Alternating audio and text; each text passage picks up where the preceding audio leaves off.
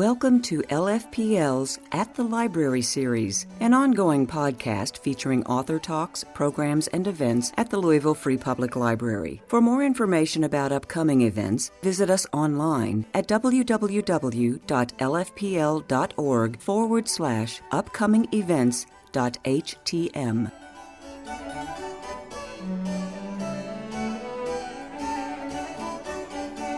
We have two great writers here to talk about their work.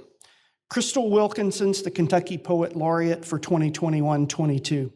She grew up in rural northern Kentucky, and her latest book, Perfect Black, is an inspiring, beautifully written work that presents both the good and the bad from life in that area in evocative images of nature, family, and humanity.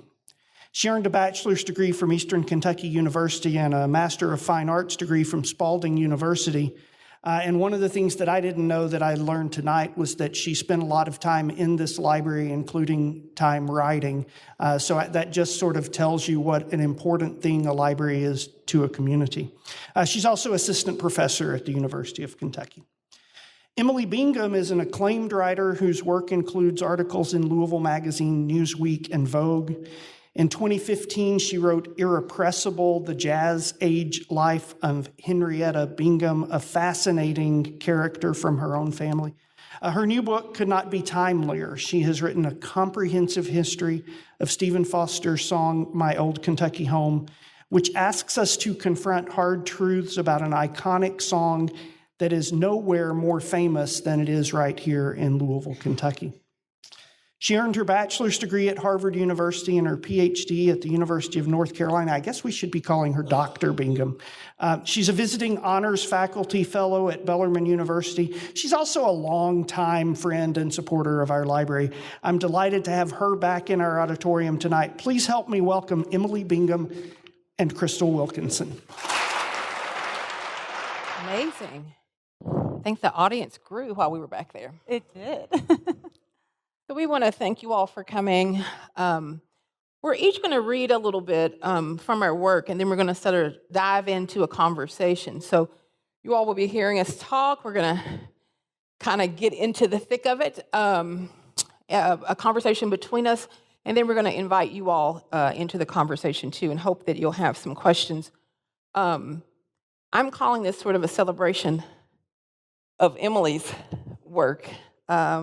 But I will start off, since she twisted my arm, with a few poems. So part of what Perfect Black is about is growing up Black in rural Kentucky. The title Perfect Black comes from, one of the places it comes from, I'm hoping that it operates on several levels, but one of the places that it comes from is that growing up in rural Kentucky as a Black, fat little girl, I never associated the word perfect with me or someone like me.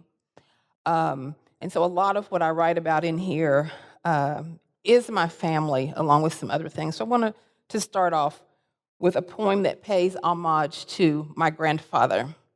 So my grandfather was, I'm a little far north here, so I don't know how many hands will go up, but how many of you all know what a water witch is?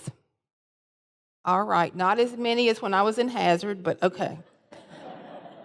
So my grandfather was a water witch or a dowser, and this poem is about him. You know, I had the privilege of education. My grandparents did not have the privilege of education. So my grandfather was only third grade educated, but he was one of the wisest people I knew.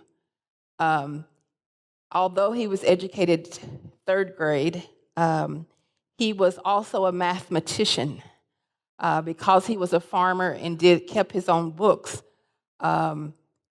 He was a sort of a world-class mathematician. He was always in trouble with my grandmother and with my teachers because I would read him the math problems aloud. He would give me the answer. I would write it down. Go to school, and then get in trouble because I didn't know how I came up with the answer. He just gave it to me. So this is called The Water Witch on Reading. Oh, I cipher pretty good.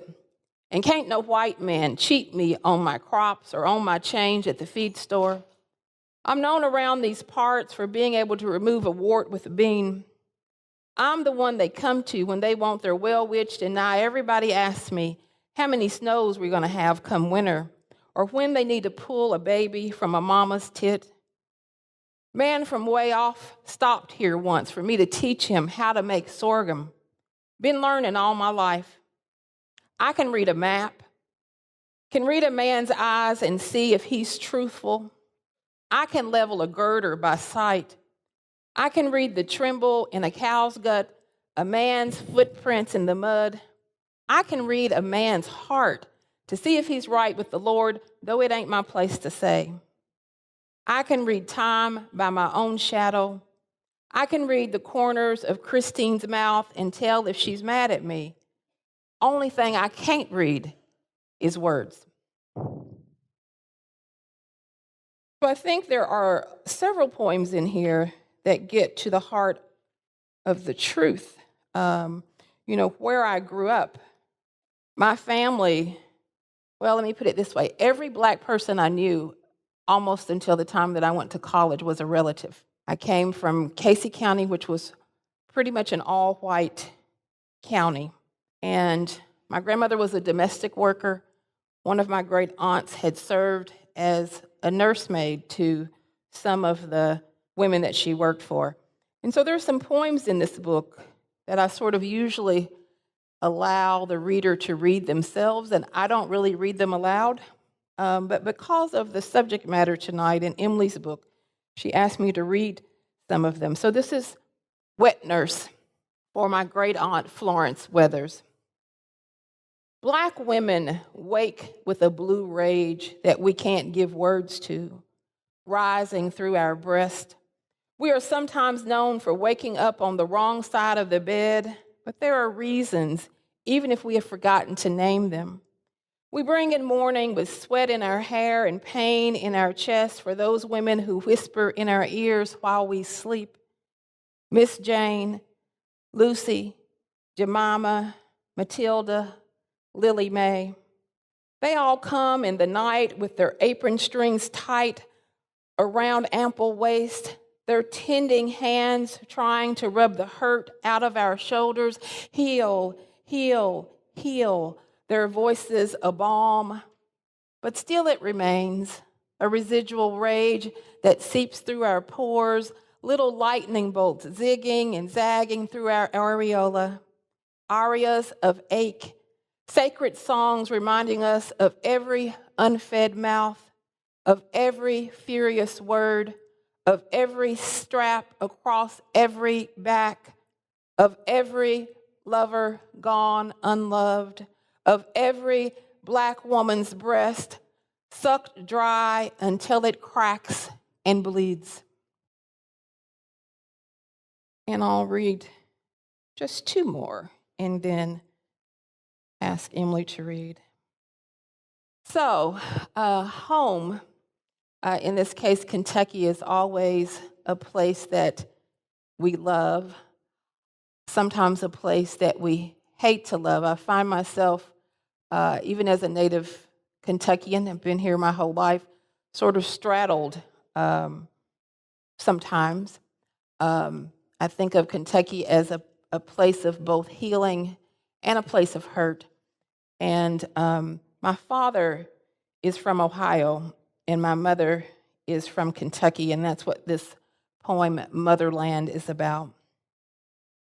Ohio is a long-legged sister with kin I share eyes with. 12th Street, a ribbon of brown faces peeping from concrete porches, high laughs on cool June afternoons. Kentucky frowns at black faces, pulls crying children from mothers' laps. She lays waste to the land. In Kentucky, I glide through dusty back roads, navigate Green River, trying to find out if home is lie or truth. Starlings call my name, but the state bird is a woman's hanging breast and the knot that forms near her nipple. The state flower is hate boiling rage in every pot. The Constitution is 12 ways to destroy every rainbow. Sometimes Ohio calls my name. My father's people all melded into the body of a beautiful woman, her hips shimmying, her finger coaxing, come on, come here. But Kentucky, the treetop mountains, and oh, she's quiet. She doesn't even have to speak a word. Her hips wide, her spine curved. She doesn't even have to turn around, and I know I want her. There is familiarity in her scars and bruises, and in mine too. Maybe she's frying fresh sausage from the pigs she slaughtered just for me, canning blackberries for my biscuits. Even when she shrugs and turns to slap my face, I know she'll always be there, the one I can count on to both hurt and heal. And I'll close with the opening poem in Perfect Black, which sort of has the same notion. Again, I always find myself straddled between love and hate about my home place. Maybe within this conversation, if I forget about it, you all can remind me. I went home recently. They had Crystal Wilkinson Day, and I was excited about Crystal Wilkinson Day until I realized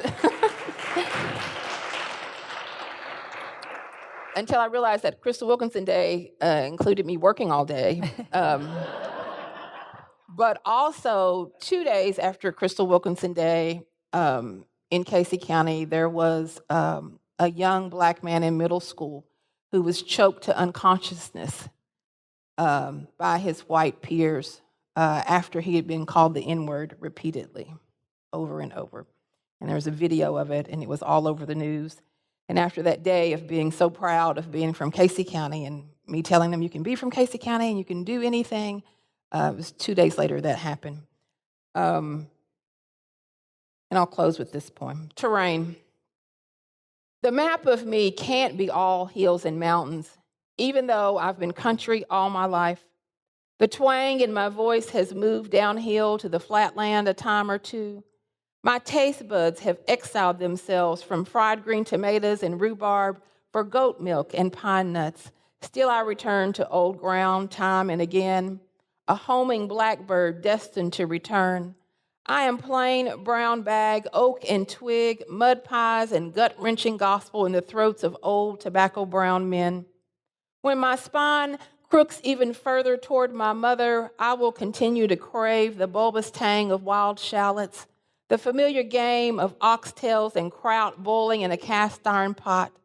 I toe dive in all the rivers, seeking the whole of me, scout virtual African terrain, sifting through ancestral memories, but still I'm called back home through hymns sung by stout black women in large hats and flowered dresses. You have to risk the briar bush to reach the sweet dark fruit, and ain't no country woman all church in piney woods. There is pluck and cayenne pepper. There is juke joint gyrations in the youngin' bearing girth of this belly and these supple hips. All roads lead me back across the waters of blood and breast milk. From ocean to river, to the lake, to the creek, to the branch and stream, back to the sweet rain, to the cold water in the glass I drink when I thirst to know where I belong. Thank you.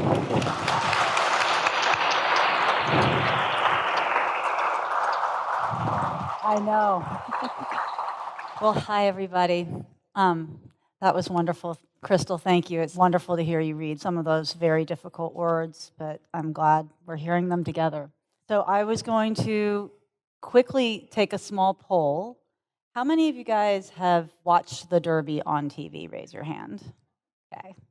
How many have been to the Derby? Good. How many have been to my old Kentucky home in Bardstown? Lots. Wow. And how many of you have ever sung My Old Kentucky Home? Okay, so we're all in this together. I also need to say that I think if I read what I expect to read, there are a couple of quotes that use a slur that is in the song. And so I will either say it or use an sort of blank for it, but that's what it is.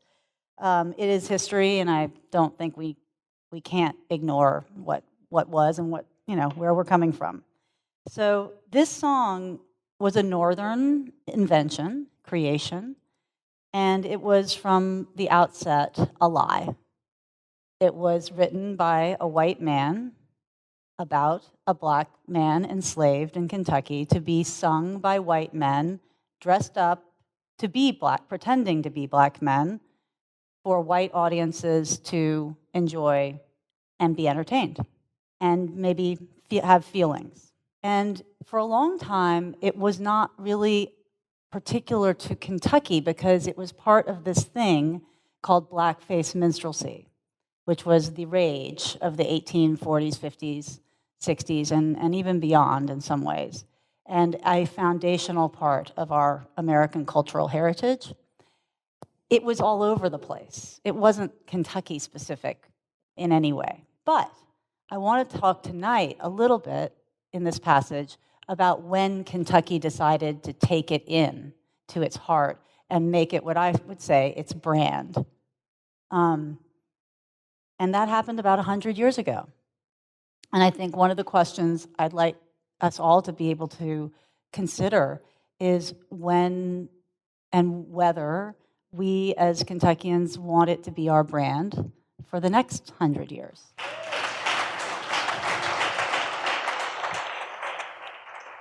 So in the first decades of the new century, my old Kentucky home became a newly beloved hymn. This is from a chapter called The Sun Shines Bright, White Reunification.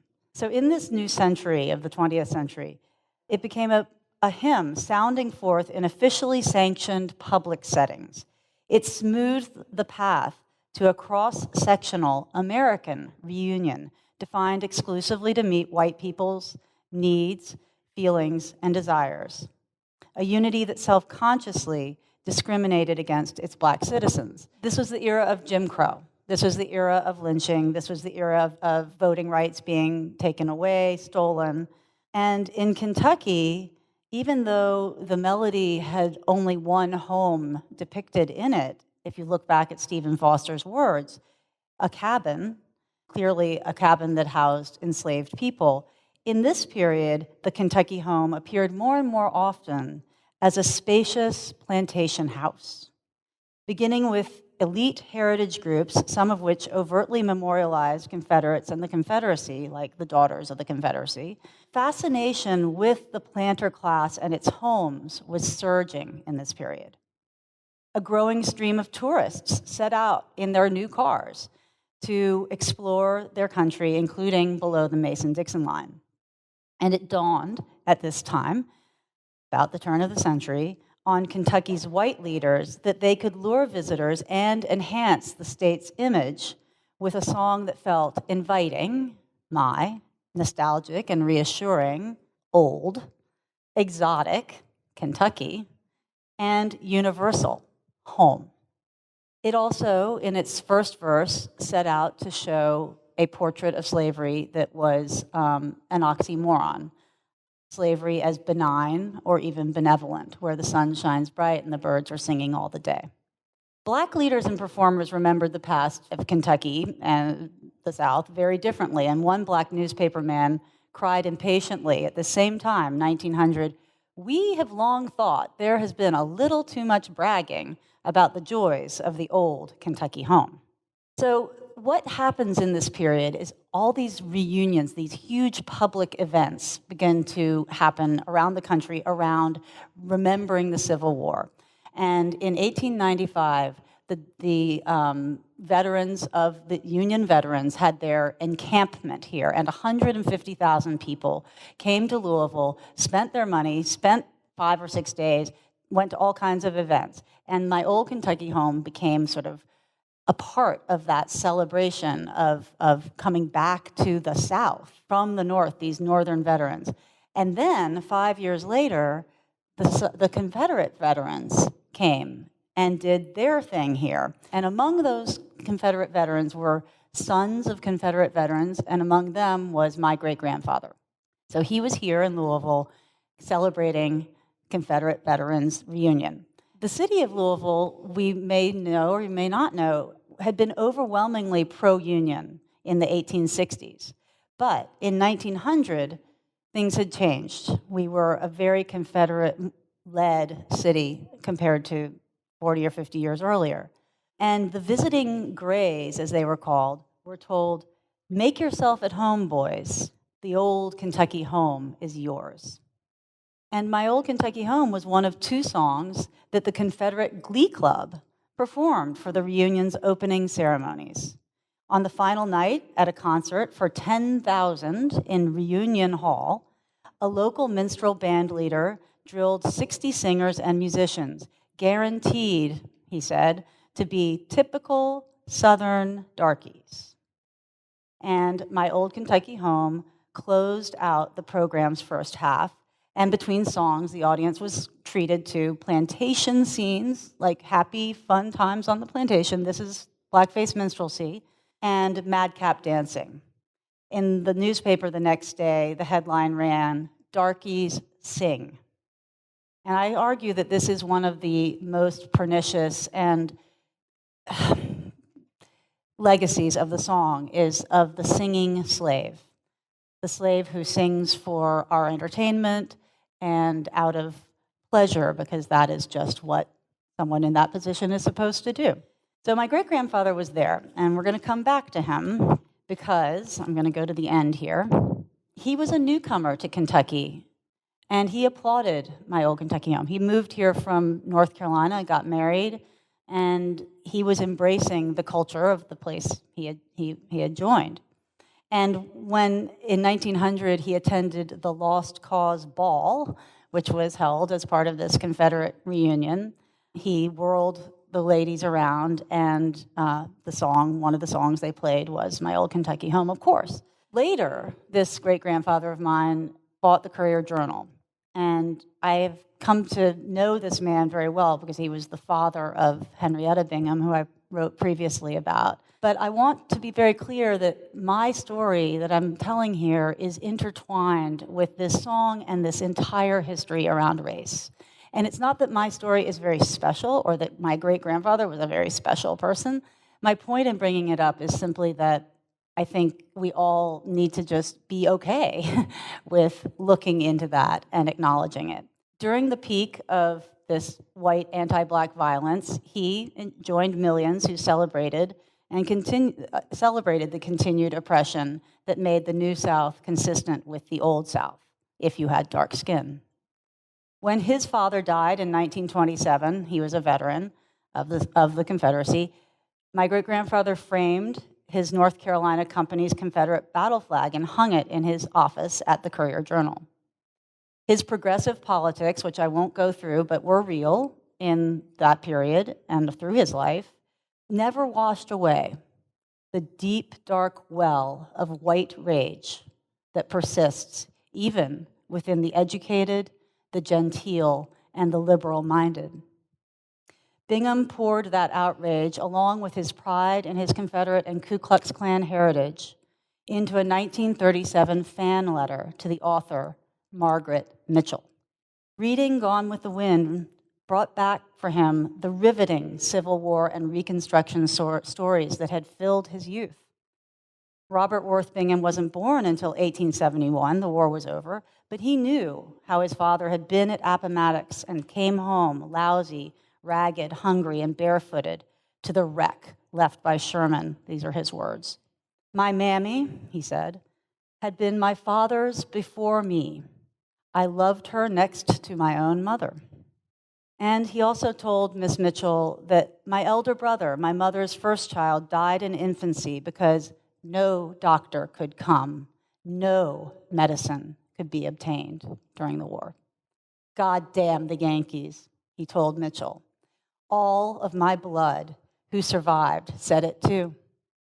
With Gone with the Wind, he told her, she had given voice to a voiceless people, tortured and robbed. Something far more profound than irony made it possible to say this.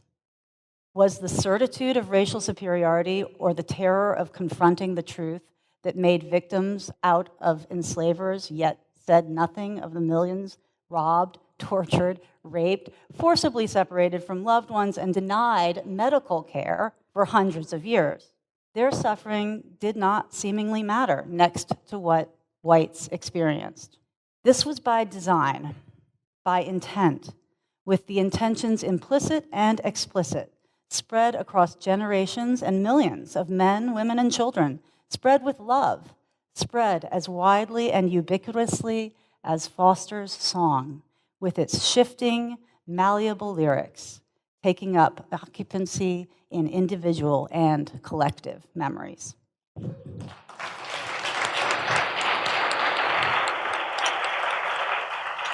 Thank you. You know, what struck me while you were reading that, and what struck me while I was reading your book, I've been both reading it and listening to it, is, you know, of course, I started thinking about my own ancestors. I started thinking about Aggie of color, who's the furthest ancestor I can find. Of course, on the white side, I can go all the way back to England. But on my African side, it stops with Aggie of color, who was born in 1795 in Virginia, who was brought as an enslaved woman to Kentucky in 1808 as an enslaved child.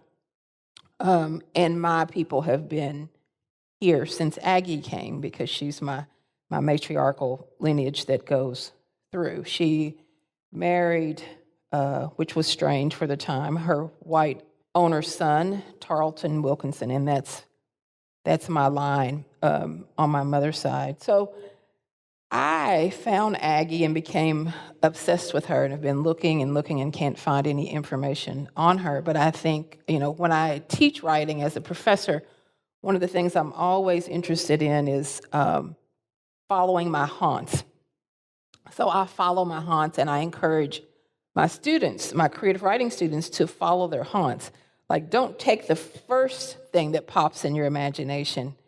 You know, come back to it. If it keeps coming back to you and it shakes you and says, write about me, then write about it. So I wondered, maybe it's different for historians, but I wondered what the impetus was. Like, how did you come to this work, and what part of it, maybe you just read it, but what part of it haunted you? I had been bothered by this and troubled, I guess, by the song since the 1990s, when I moved home after being educated elsewhere and started a family. And I was hosting some friends for the Kentucky Derby sometime in that period, and I decided that as a good host, I should just tell them about all our traditions, and I was going to make a great mint julep for them, and we were going to go to the racetrack, and I was teach them how to handicap and all of those good things. And then, you know, there was going to be this moment of moments, as I call it in the book, when the horses step on the track and those strains come from the marching band. And so I was like, well, okay, there's this song. I know it's an old song. I don't really know what it is. So I looked it up, and there's a line in the Bible, something like scales fell from his eyes. Mm. And I saw that this was a song about a slave, and somebody enslaved, someone sent away from Kentucky to a terrible fate, and that the way it was explained was also very troubling to me. It didn't fit the feelings that I had imprinted on the song, which were longing for being in Kentucky and happy to be there and sharing and celebrating our love of our state. Those were the things that I had thought it was supposed to be about. And so and then it becomes like the song singing in your ear, like you can't get it out of your head. And year around, the year would come around every year, and every time I had to think about it, it bothered me a little bit more until I had to do something about it. And I'm a historian, so that's what I do. Yeah. So it was like for you, like the Rolodex, like it just kept spinning back up until you went ahead and wrote about it. So, well, for me, I remember singing the song in school. Like we had to sing it a lot when we sung the national anthem, and then we sung the Kentucky anthem. But it wasn't until, it was also the 90s when there was a woman who was writing out of Lexington whose name was Shirley Hayden Whitley. And she wrote a book called I Tell on Stephen Foster, which I'll have to get you a copy. She self-published it, and it's called I Tell on Stephen Foster. And that was the first time I had heard, even realized what the song was saying and began to dig around in it. So one of the things that I wanted to talk about, I have some writerly, I had to ask the writerly questions first, and then we'll dive into some other things. But the way that the book is constructed, I noticed that you do your job as a historian. There's the historical accounts, and you also add the personal in there, and a sort of what I'll call a creative nonfiction reckoning that you have, where you use some beautiful language, but you also sort of tell the people what they need to know, and talk about some ways that, or plant some seeds about moving forward. So can you talk about the structure of the book a little bit and how you came upon that? Yeah, I mean, this was a leap for me. I make a very small appearance in my last book. I think I made 0 appearance in the book before that as an individual myself, as Emily Bingham. And it just came to the point where it felt that of course, I was having a lot of feelings. I was making my own connections as I learned this history myself. I mean, I was going deep into the history of race and the way it has been forgotten and distorted in, I think, our history, our past, our nation. And so it felt at some point just wrong to pretend that I wasn't part of that story. And I think it also, had the song itself, like I was just saying, like getting to that moment during the Kentucky Derby and crying. And in my preface, I asked the question, once I found out what the song was about, I had to ask, what on earth were my tears? What do they represent if they have this connection to this? How did a song that was about that ever get to the point that I felt moved to cry about it? And so that physical connection to the subject was real. I mean, for me, and then I was able to sort of weave in many other parts. But this is part of my family. I used to try to sing this song as a loyal Kentuckian, to sing it myself to my children at bedtime before I knew this. Wow. And I have a child who's in the audience who might remember that. And there was even a time, you guys might remember the 90s, where we thought, well, maybe if we just are historically correct, then we can hold on to things. So, like I said, well, maybe I should sing it with those old words, those slurs, because that's real, and I want my kids to know what's real. I tried that a couple times. That didn't last either. And so at that point, it is in our DNA, and I felt that had to be underscored. Mm-hmm.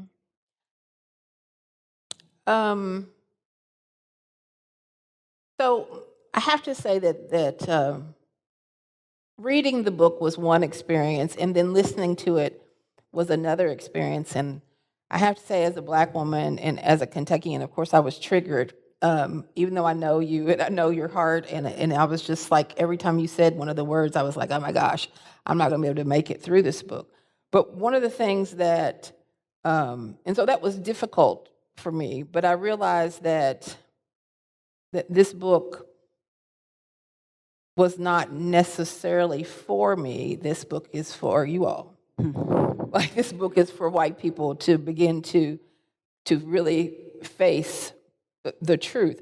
And one thing that I love about this book is that you begin to deconstruct the concept and the structure, the sort of invention of all of this. And of course, at the root of it is systemic racism, but you begin to unearth, like, even this sort of collective white memory, what a fallacy it is. Like, when you talk about things like, one, that this song that is the Kentucky anthem that we practically hold our hands over our heart for in the same way was written on the backs of slaves, of enslaved people, but also just the construct. So in parts of this, you talk about even the staging, that at one point when the Derby wasn't as popular, they took down the colonial-style pillars and the colonial-style front and made it more like Southern to try to bring people in.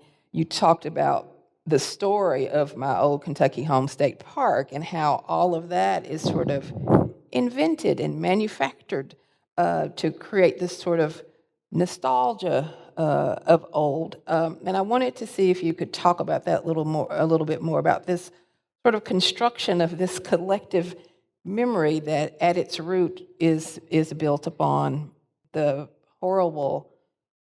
atrocity of slavery and enslaved people, and romanticizing slavery.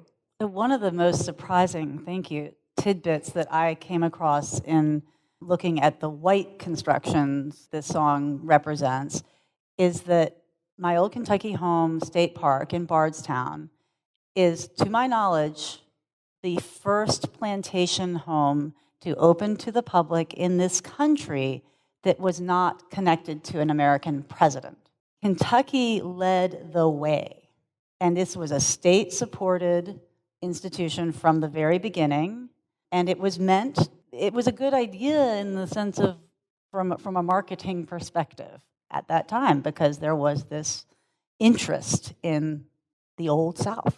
But I think we like to be Southern in this state sometimes because it's, I don't know what, it seems more authentic maybe, but this is the most, I just think we don't realize sometimes what we do. And this is actually also true of Jim Crow laws. If you go to the National Museum of African American History in Washington, D.C., there's a wall that shows the Jim Crow laws that were passed after the Civil War, and really in the 1880s, 90s mainly. Kentucky led the way. And Lexington disfranchised voters before almost anywhere else in the South. So I think we need to reckon a bit with that. And we've also tried to be progressive and be Midwestern and be industrial and all of those things. But I don't know, it's sort of like dipping your foot in the pool and pretending you can just dip it in and take it out. I don't think we can just dip it in and take it out. That is who we are. Yeah, I mean, I think one of the other things that was surprising to me is how recent some of this is. Like, wasn't it 1930? I think I had a note. We talk about a lot of times things are brushed off as being, that happened a long time ago. And when I looked in your book, it wasn't until 1930, 2 years after this song was made the official state song, that it replaced the national anthem at the Derby. Mm-hmm.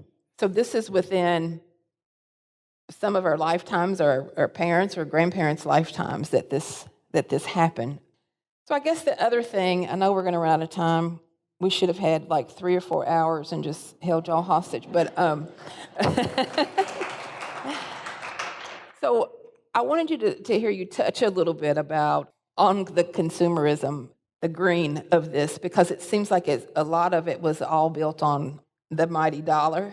Even for Stephen Foster himself, he started doing this, of course, to make money. The Derby changed the structure to the Southern style because they thought they could get more money. Tourism, so they could get more money. Can you unpack that a little bit?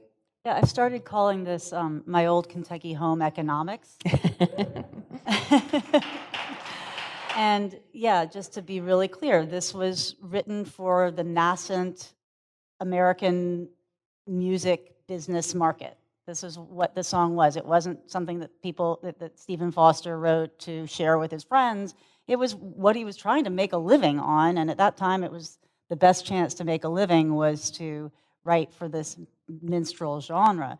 So that's where the money starts. Of course, who earns money from that? Well, it's the music publisher, who printed his sheet music. It's the blackface minstrel troops that took the song around and made it popular.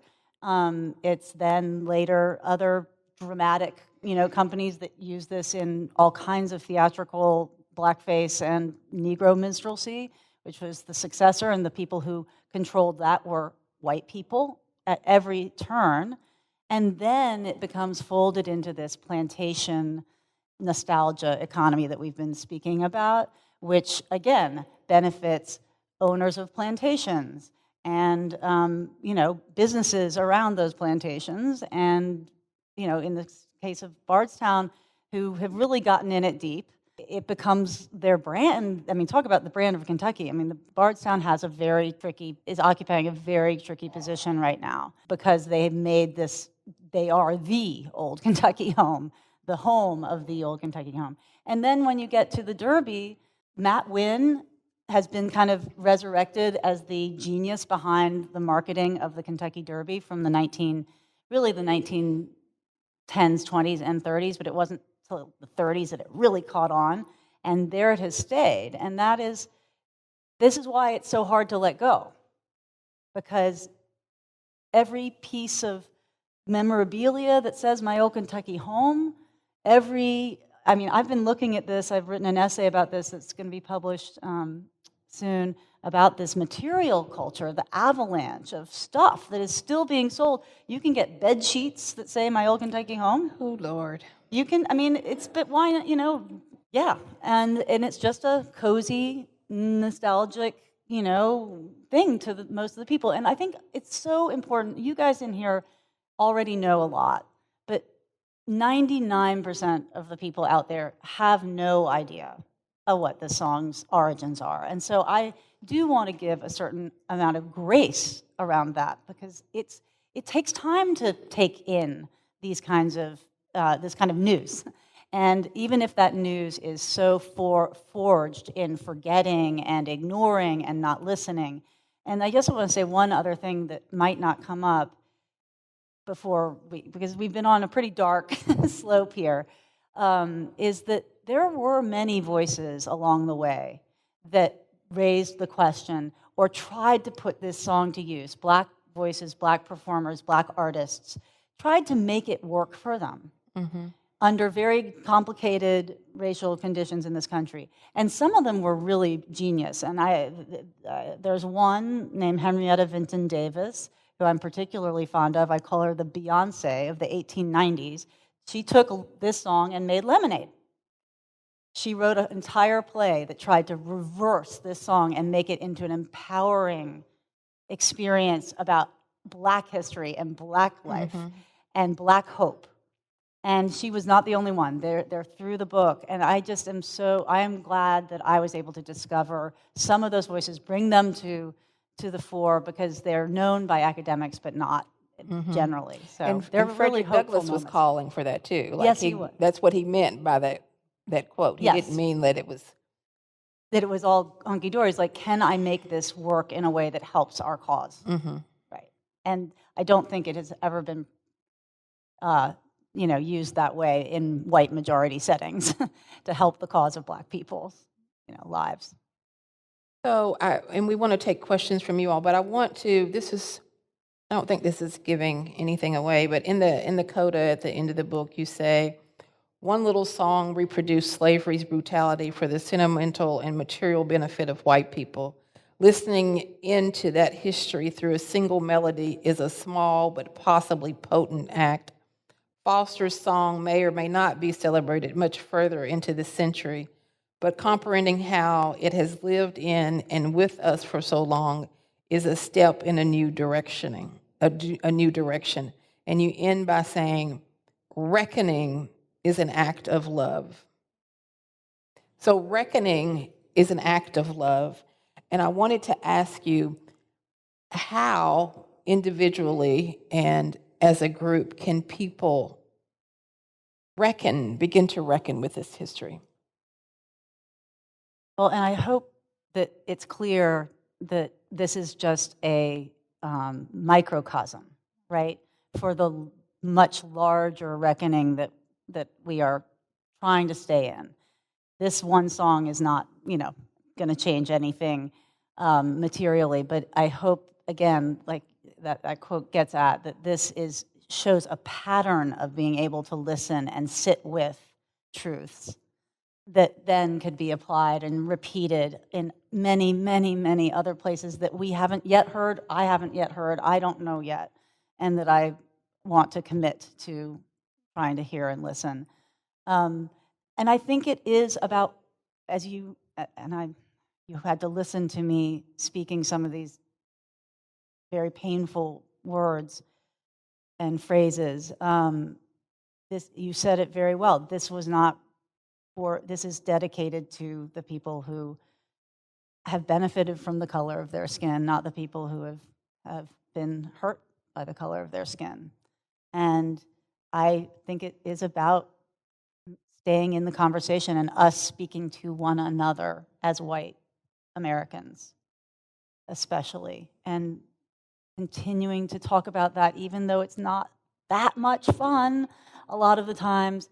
It is just critical that we get more comfortable with talking about it and seeing the trickle-on effects of that history in our society today.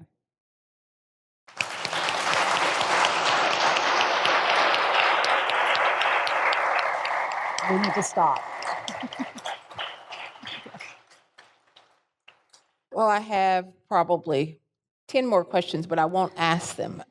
So I want to begin to engage you all, because I think that certainly Emily is right. She's written this powerful book, and just reading it, I don't think is enough. You've got to talk about it and talk it out with one another. And let's begin tonight. So do any of you all have questions or comments for either of us? And I don't know how the library wants to, we can point, there's a mic up here. Come on up, please. So should people come up and get in? The library is a safe space. Well, it's a hard thing to say, but I feel that the song should go. But I also wonder if there's any learning from the German experience. They had a wonderful national anthem that took them through being Nazis. And they use that national anthem still today. I wonder how they dealt with that. I'm not saying that we would have to do the same thing, but they had a bad song or a good song that was used to a bad purpose. And is there any, I just was wondering if there's any knowledge that might be there, any reckoning that they've done that might help us through our reckoning with this sort of thing. I wish I could answer that question. I'm not sure. There may be. But I do feel that the future of the song, where and when it is actually, if it were to be ever used, continue to be used, I would strongly wish that be in the hands of Black citizens, not white citizens that have controlled it for 170 years.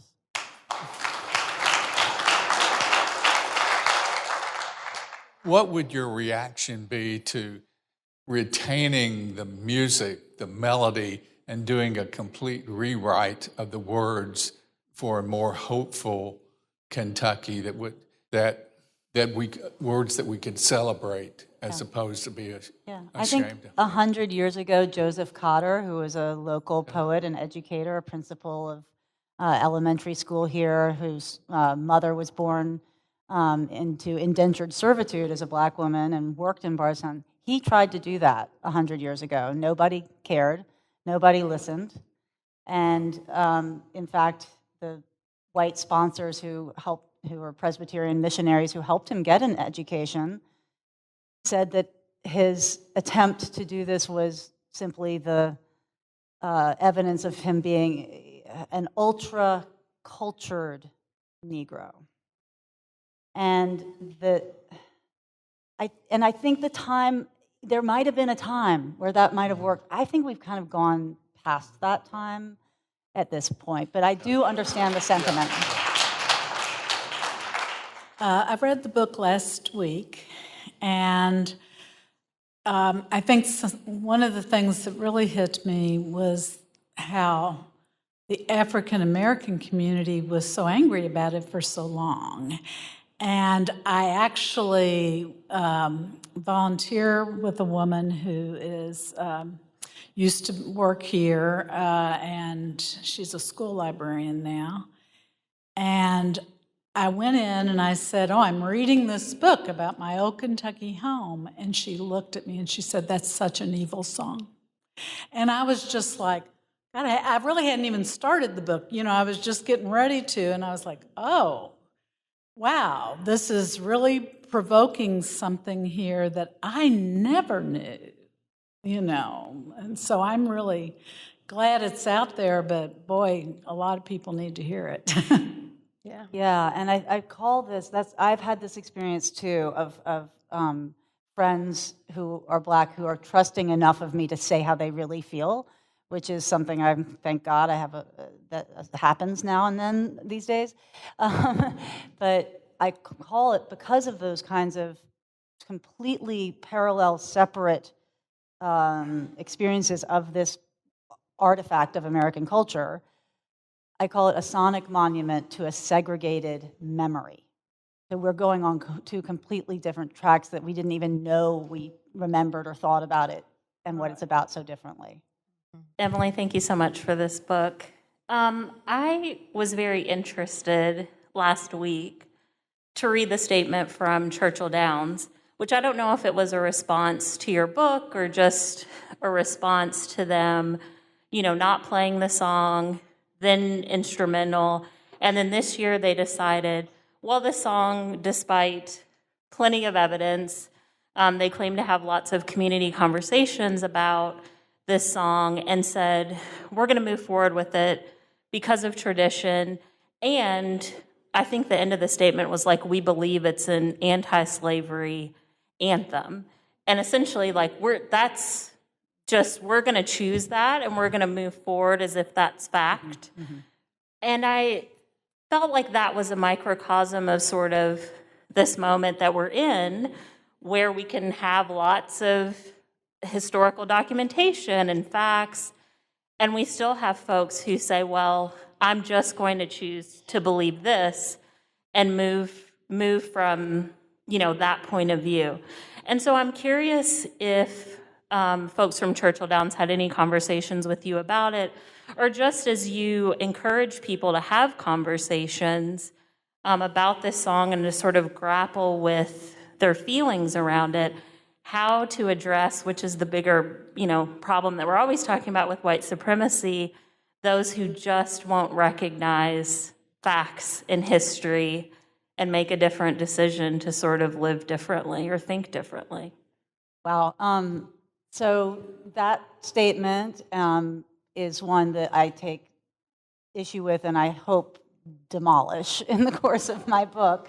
But it does come from one out-of-context quote by a very important person named Frederick Douglass, who said that perhaps a song like My Old Kentucky Home might awaken the sympathies of those who heard it for those who were oppressed.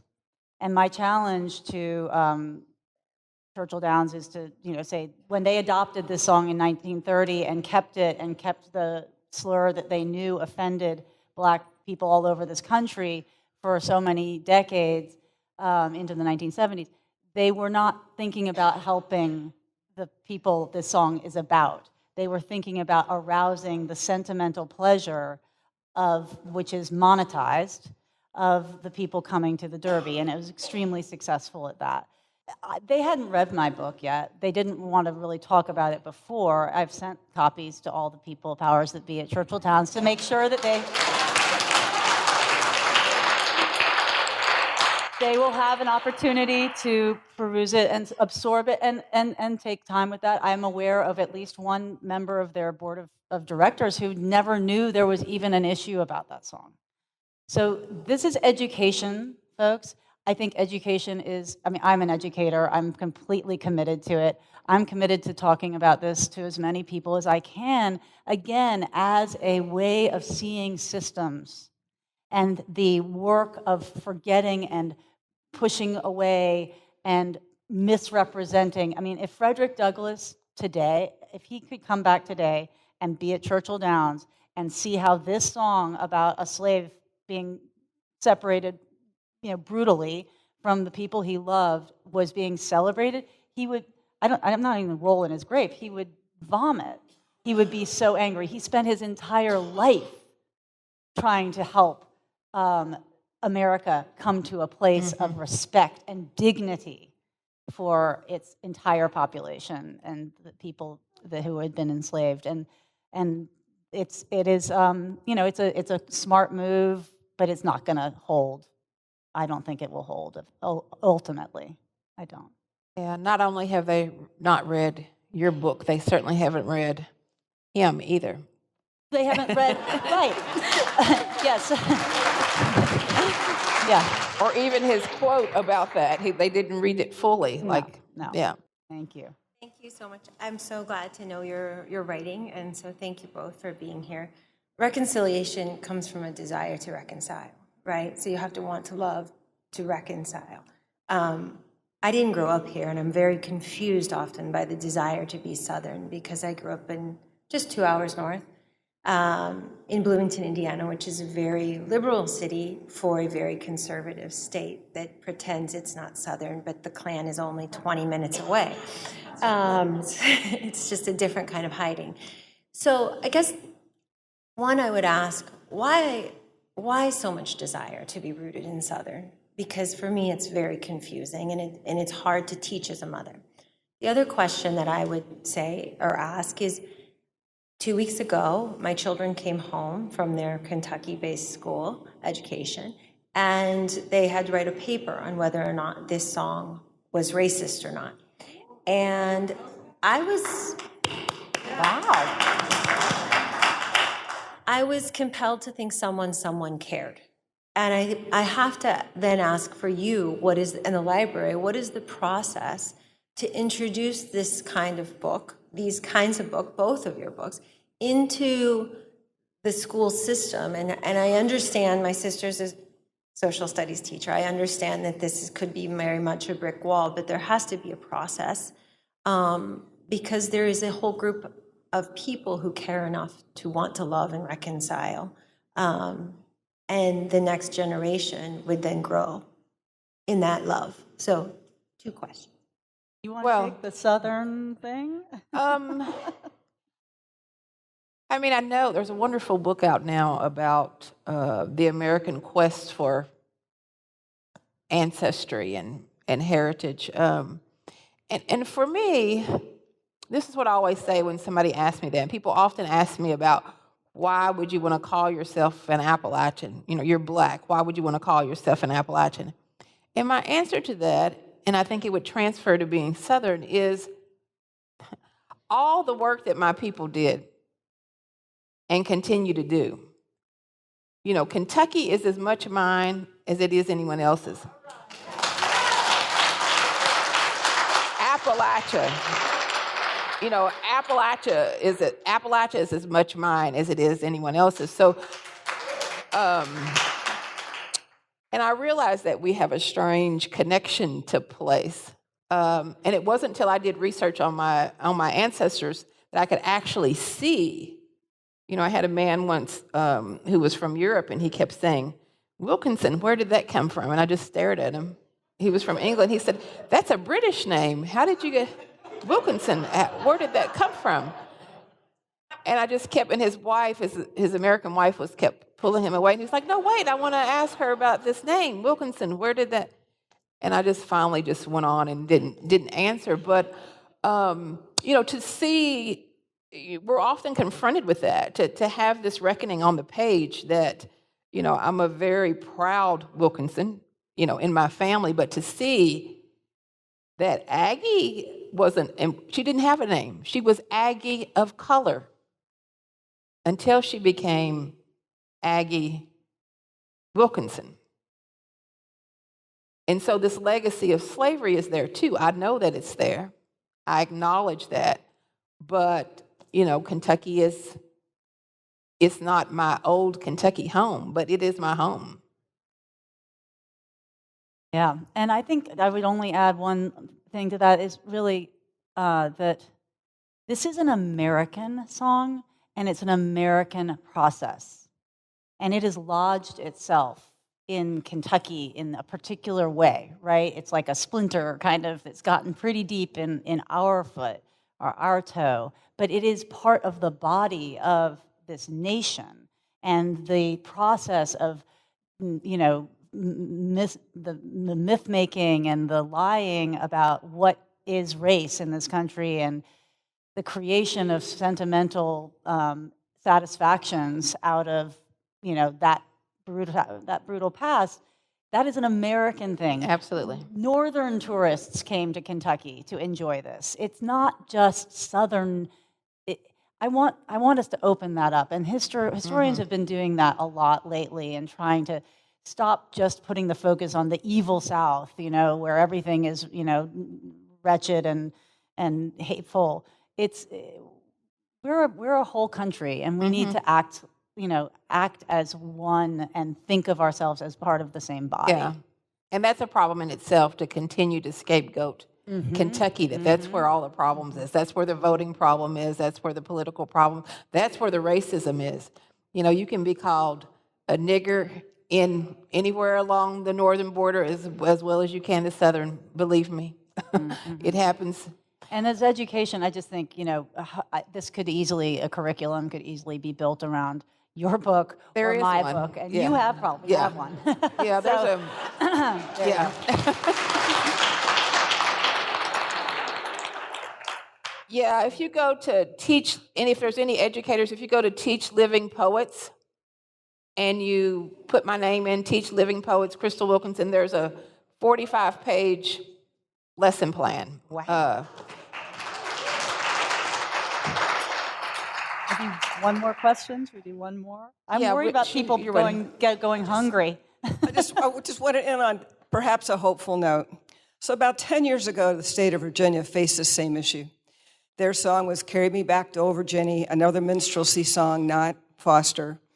But in about, I think, 2015, I mean, and this is another very politically divided state with a lot of history. 2015, they made that song the state song Emeritus. And then they had a contest, but that song is not the state song anymore. So, and that was before the monuments came down in Richmond. That was, 10 years ago. So I think we've had some backsliding, but there has been some progress, and I am hopeful Kentucky will change its song. Good for Virginia, yes. Shall we? Well, thank you so much. Oh, you have one more question?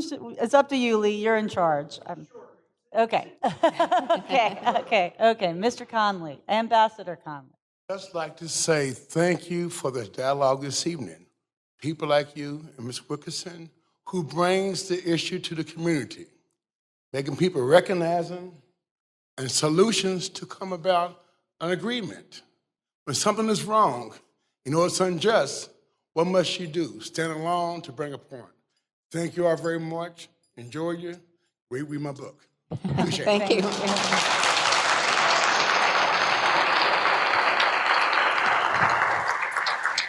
Thank you all. This was fantastic.